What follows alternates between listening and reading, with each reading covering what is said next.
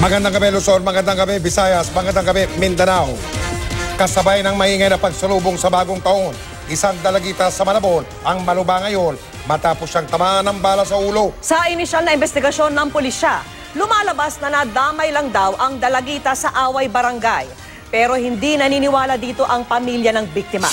Nakatutok si Emil Sumangil, exclusive. Noong mga sandaling kinukunan ang cellphone video na ito, ganap na alas 11 pasado ng gabi, noong December 31. Habang masayang sinasalubong ng mga residente ng sakrisya sa barangay San Agustin, Malabon ang bagong taon, tinamaan ng bala sa ulo ang 15 anyos na si Emeline Calano na nanonood lang noon ng fireworks sa kalsada. Hindi na ito nahagip sa cellphone video, pero ayon sa tiyahin ng biktima, nakatabi lamang ni Emily noon. Dito po kami nakataytasan, dito po siya. Okay. Tapos nagse-cellphone po siya nung time na yun. Tapos bigla niya po kinalapit, pinalingon niya po ako doon. Oh.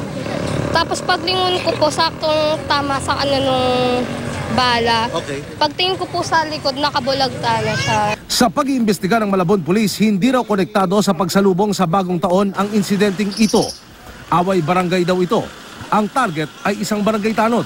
Pero si Emily daw ang tinamaan na ilang metro lang ang layo sa suspect. Konektado to kasi napakalapit ng insidente. Halos yung oras, halos sabay. Opo. Kaya wala kaming sa pag-imbestiga namin, yun lang ang shooting incident na nangyari sa Malabon. Pero ayaw maniwala ng pamilya ng biktima sa investigasyon ng pulisya.